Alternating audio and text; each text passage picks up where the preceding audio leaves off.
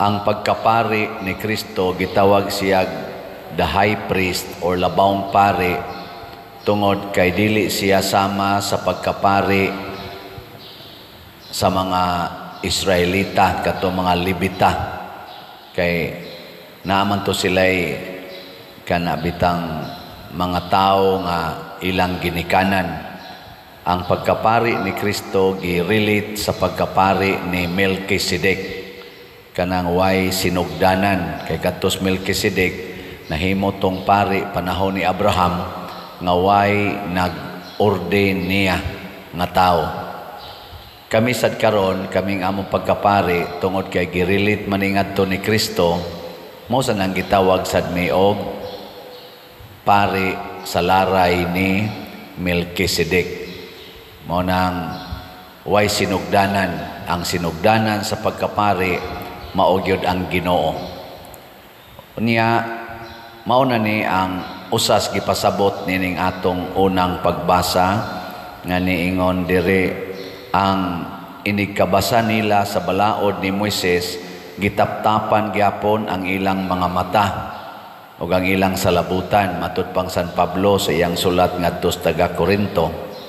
Nganong gitaptapan man kay ang ilang gibasihan maura man ang tawhanon nga pagpanabot, ang pagkapari nga tawhanon. Kay kani manggong pari, ang iya aning tumong, ang iyang purpose mao ang pagluwas, kaluwasan. Nya ang kaluwasan naa sa gitagna sa mga propeta. Ang manluluwas mao si Hesus. Nya kung magsigi silag basa ang mga Hudiyo sa kanang naas kasulatan, nya dili sila motuo ni Hesus nga maoy katumanan sa kaluwasan nga gisaad, matud pang San Pablo gitaptapan. Mao na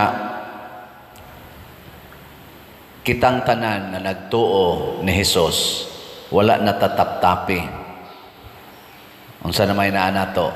Ang atong katinawan. Nakahibaw na ta nga si Hesus maugyod ang atong manluluwas, pari nga manluluwas.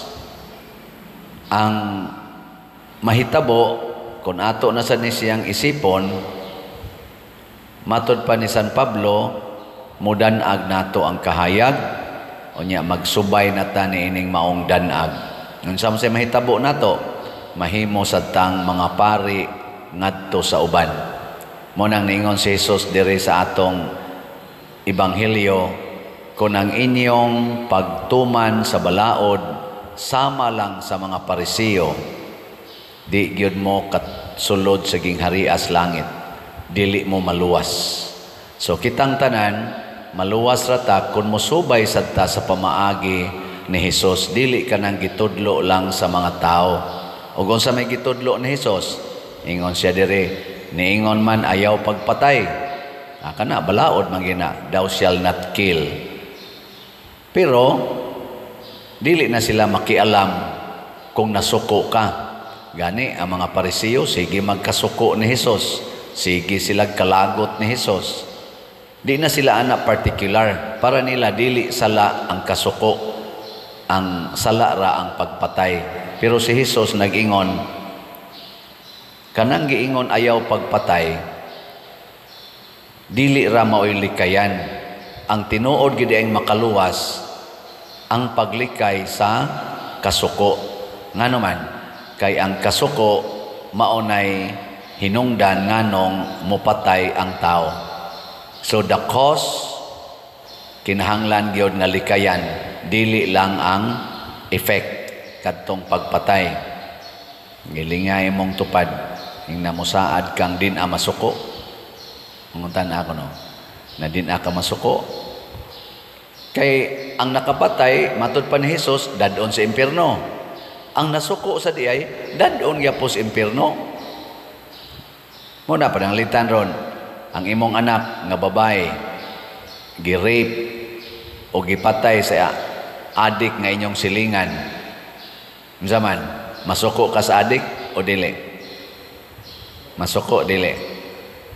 Og masuko ka, pariha mong duha mangadto mo sa impyerno. Nya unsa man na sakto na nga pagkahatag og balaod ni Hesus o sayop? Naa ba kay katungod nga maglagot og magdumot niining nag-rape og nagpatay sa imong anak?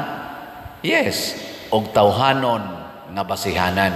Pero adto na ta mo base sa Dios non nga basihanan, wa kay katungod.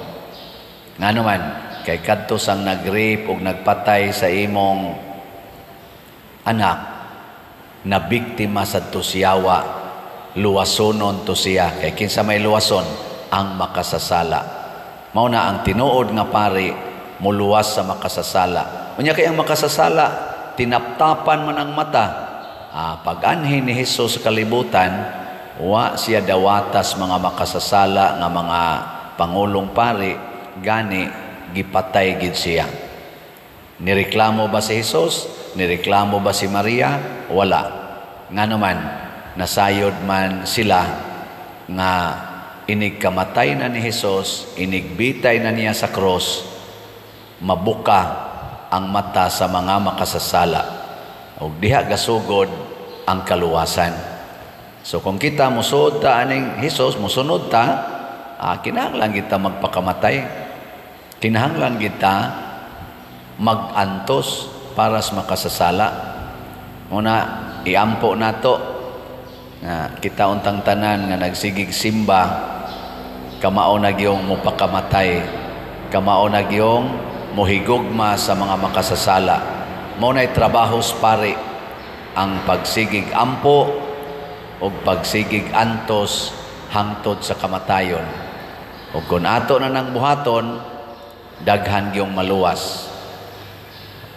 Ang ato karong mga politicians atong iampo ay karon sugod naman tingali ni sila aning ilang trabaho kay na-elected naman ni sila last month. Magsugod gid unta sila antos og alagad nato, dili magsigi lang og paantos sa pipila ka mga tao niya, pahayahay sila silang kaugalingon. Moro ba na isagad sakit sa mga politicians? Di gyud mo antos para sa nasod, magsigi ra gid sila pahayahay nya. Kinsa tong muguba silang kahayahay, ila dayong dumtan, ila dayong lutuson. Pagkaluoy, kita'y musamot og antos nga mga nag-antos ng daan. So nagkinahanglan tag mga pari nga mao si Kristo.